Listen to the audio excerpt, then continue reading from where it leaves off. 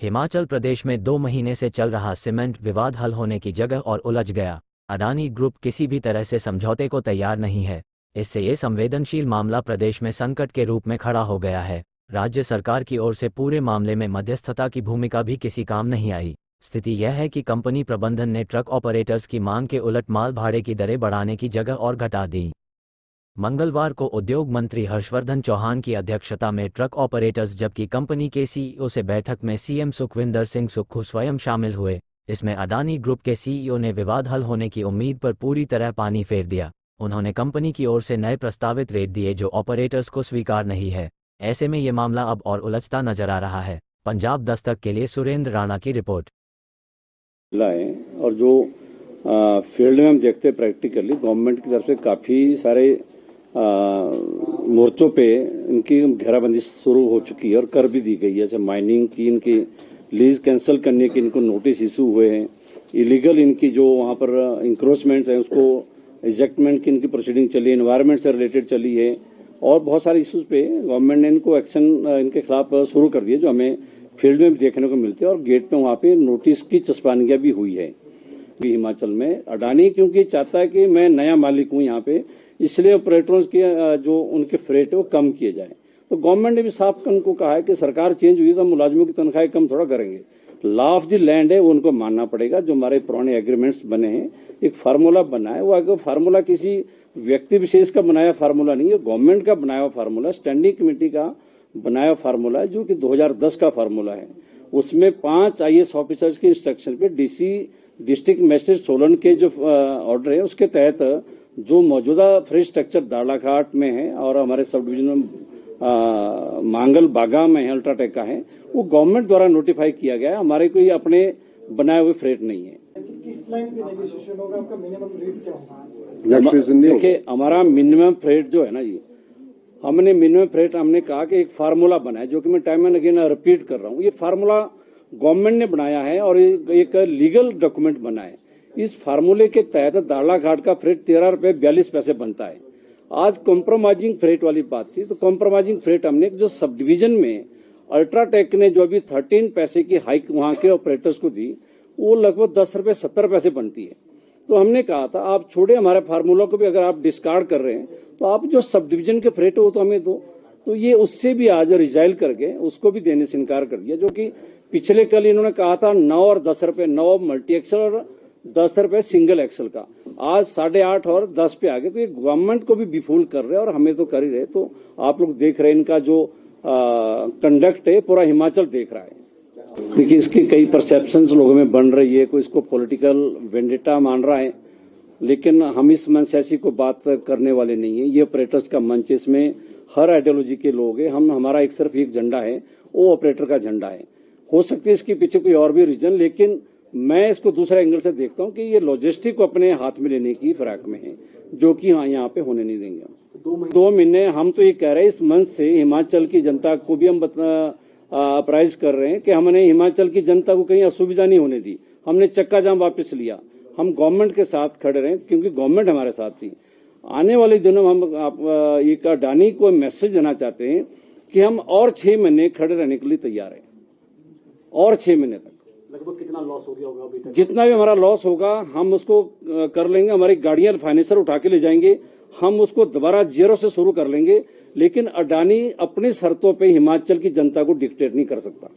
ये करता होगा जहां करता होगा, हिमाचल की जनता अपनी शर्तों पे, हम हिमाचल के कानून, इस देश के कानून के मुताबिक चलेगी।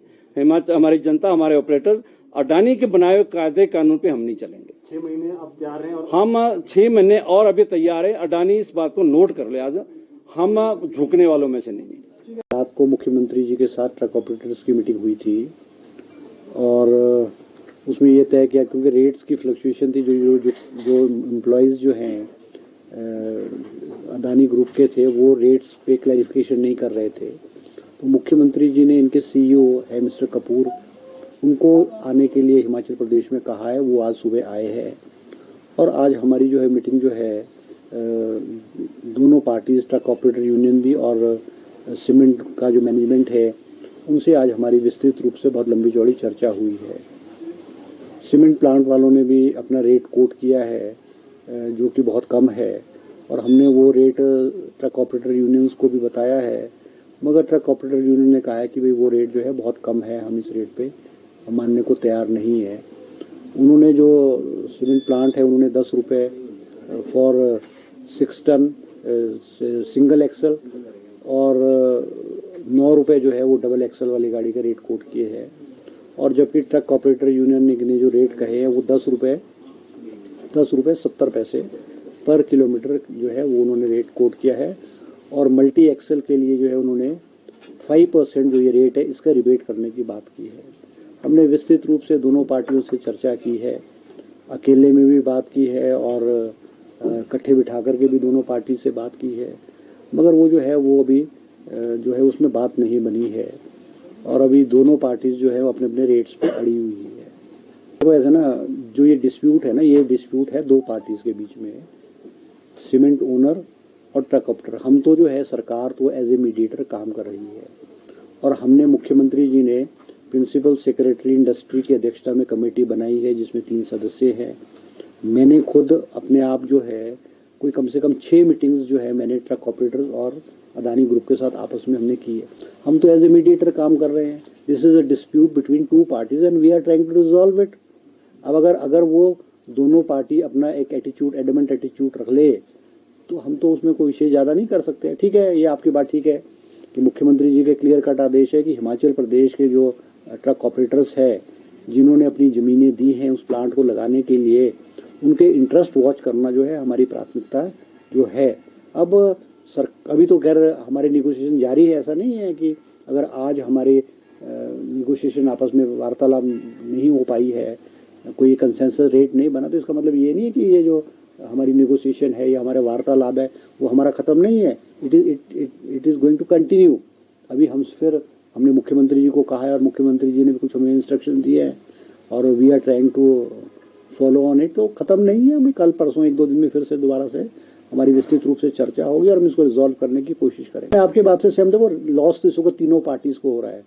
प्रदेश सरकार को 2 करोड़ रुपए का एक दिन का लॉस हो रहा है, ट्रक ऑपरेटर्स को भी करोड़ों रुपए का लॉस हो रहा है और उनकी ट्रक ऑपरेटर्स की और स्थानीय लोगों की जहां रोजगार के साधन सीमेंट प्लांट है वहां तो उनके रोजगार की हालत जो है बहुत खराब हो चुकी है।